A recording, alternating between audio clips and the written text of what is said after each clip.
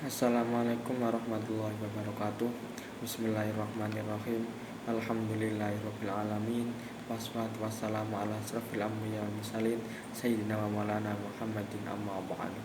Fala haula wala quwata illa billahil aliyil azim.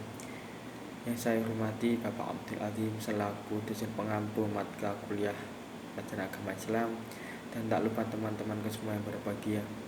Langsung saja saya akan menerangkan tentang hukum Islam dan madhab. Pengertian hukum Islam.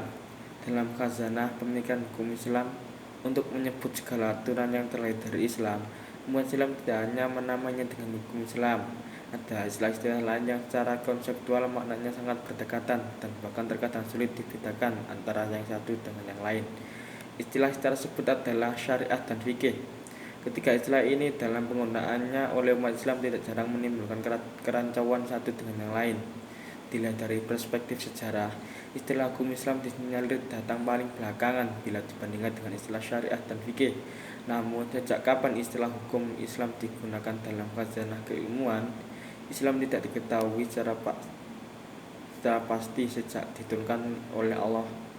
Al-Quran tidak pernah menyebut hukum Islam secara tegas dan spesifik.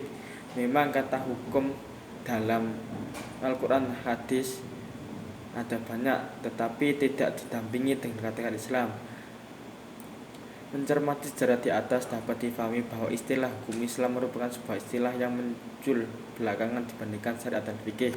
Namun demikian, penggunaan istilah hukum Islam oleh sebagian umat muslim lebih familiar daripada istilah syariat dan fikih. Meskipun apabila dilihat dari tujuannya, penyebutan hukum Islam seringkali hanya untuk menggantikan penyebutan syariah atau fikih. Artinya ketika orang menyebut hukum Islam, maka yang dimaksud adalah syariah atau fikih tersebut. Istilah hukum Islam tidak mempunyai makna spesifik yang mengarah kepada definisi tertentu, tetapi ia lebih merupakan sinonim dari syariah atau fikih. Secara garis besar, syariat Islam dapat dibagi jadi tiga. Yang pertama meliputi petunjuk dan bimbingan untuk memperoleh pengenalan yang benar tentang Allah Subhanahu wa taala dalam alam dan alam gaib yang disebut ahkam syariah iqadiyah, yang menjadi bidang bahasan ilmu tauhid atau ilmu kalam. Yang kedua meliputi petunjuk dan bimbingan untuk mengembangkan potensi kebaikan yang ada dalam diri manusia supaya menjadi makhluk terhormat, yang disebut dengan ahkam syariah khuluqiyah, yang menjadi bidang kajian ilmu tasawuf atau akhlak.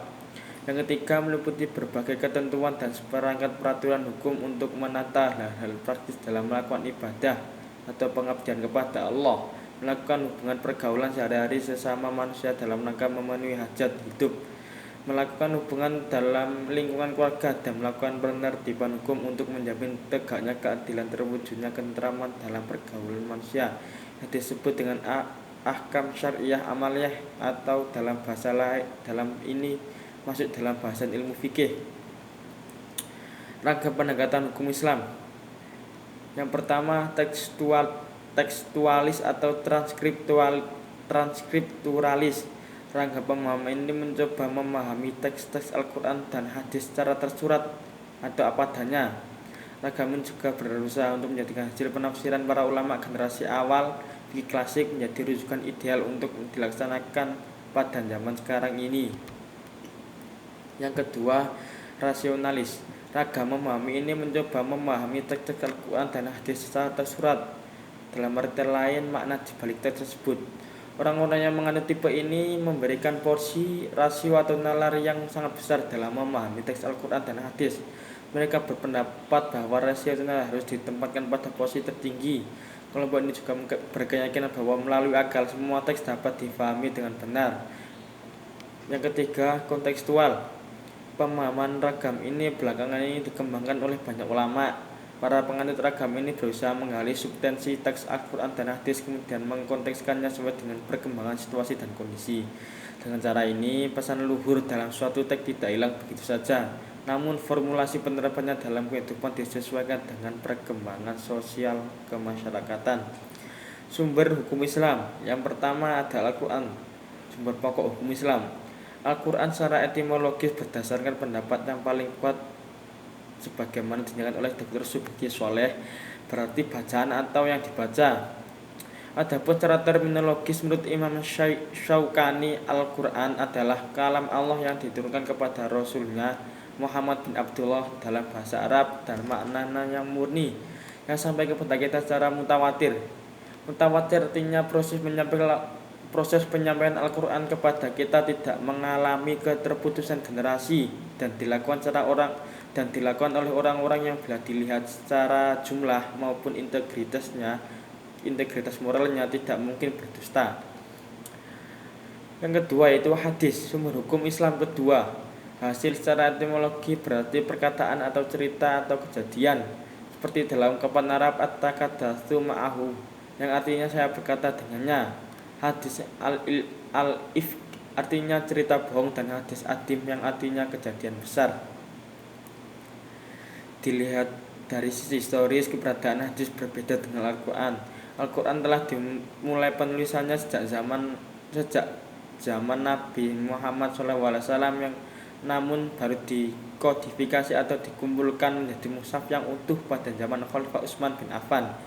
Akan tetapi hadis tidak demikian halnya. Ia baru ditulis pada zaman Khalifah Umar bin Abdul Aziz pada dinasti Umayyah. Khalifah Umar bin Abdul Aziz lah yang menjadi penggagas kodifikasi hadis. Tindakan beliau dilatar belakangi oleh kekhawatiran akan hilangnya hadis-hadis Nabi SAW yang tercera berai di kalangan para sahabat. Mengingat jumlah sahabat Nabi kian hari semakin berkurang karena meninggal dunia, baik akibat pertempuran atau sebab yang lainnya. Yang ketiga yaitu ijtihad, sumber pelengkap hukum Islam.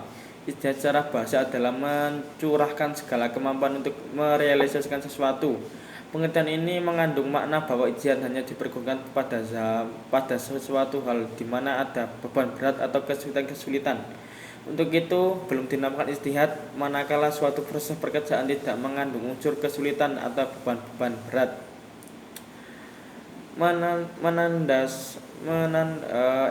Imam Asy-Syaukani melandaskan bahwa seorang yang berjihad harus memiliki syarat-syarat berikut. Yang pertama mampu memahami dengan baik Al-Quran dan hadis, menguasai seluruh masalah yang hukumnya telah ditunjukkan oleh ijma' dalam arti kesepakatan para sahabat Nabi, menguasai bahasa Arab secara komprehensif, menguasai ilmu usul fikih, memiliki pengetahuan di bidang nasikh mansukh atau konsep pembatalan hukum baik yang menyangkut ayat Al-Quran atau hadis. Perbedaan mazhab dan penyikapannya. Dalam kajian hukum Islam, mazhab merupakan sebuah tema yang selalu menarik untuk didiskusikan. Lantas apa sebenarnya mazhab itu? Dalam pengertian sederhana, mazhab dapat diartikan sebagai aliran. Sementara itu dalam kamus fikih Qol-Ahji menyatakan bahwa mazhab adalah metode tertentu dalam menggali hukum syariah yang bersifat praktis dari dalil-dalilnya yang bersifat kasuistik. Oleh karena banyaknya ahli fikih yang mempunyai metode penggalian hukum yang berbeda satu dengan lainnya, maka tidak mengherankan jika kemudian muncul beragam mazhab fikih. Oleh karena itu bisa disebutkan bahwa terjadinya perbedaan dapat melahirkan beragam mazhab merupakan suatu keniscayaan. Namun tidak berarti bahwa keniscayaan tersebut bersifat mutlak dalam segala hal. Demikian pula potensi nas-nas syariah untuk bisa ditafsirkan secara beragam juga tidak berarti bebas dilakukan dengan bentuk dan metode apapun. Untuk kepentingan itulah para ulama telah membagi nas-nas syariah menjadi dua, yakni qat'i dan dhanni. Ragam mazhab fikih yang sangat kuat ini ada 4, yaitu mazhab Hanafi, mazhab Maliki, mazhab Syafi'i, dan mazhab Hambali. Yang pertama mazhab Hanafi. Mazhab Hanafi merupakan mazhab tertua yang bertahan sampai sekarang. Mazhab ini didirikan oleh Abu Hanifah Nu'man bin Thabit Al-Kufi. Ia lahir di Irak pada tahun 80 Hijriah pada masa kekhalifahan Bani Umayyah yang saat itu dipimpin oleh Abdul Malik bin Marwan. Mazhab Hanafi adalah mazhab yang paling dominan di dunia Islam dengan pengikut sekitar 45%. Penganut mazhab Hanafi banyak terdapat di Asia Selatan seperti Pakistan, India, Bangladesh, Sri Lanka, dan Maldives. Mesir bagian utara, separuh Irak, Syria, Lebanon, Palestina, dan Kaukasia, Ceca atau Dagestan. Karakteristik yang paling menonjol dari madhab ini adalah penggunaan rasio yang dominan. Banyak hukum yang dijelaskan oleh madhab ini bersifat rasional. Yang kedua itu madhab Maliki. Madhab ini didirikan oleh Imam Maliki, seorang ulama yang lahir dan besar di kota Madinah. Nama lengkapnya adalah Abu Abdullah Malik bin Anas bin Malik bin Abi Amir bin Amr bin Haris bin Ghaiman bin Kutail bin Amr bin Haris al-Asbahi. Beliau lahir pada tahun 712 Masehi dan meninggal pada 796 Masehi pada usia 84 tahun.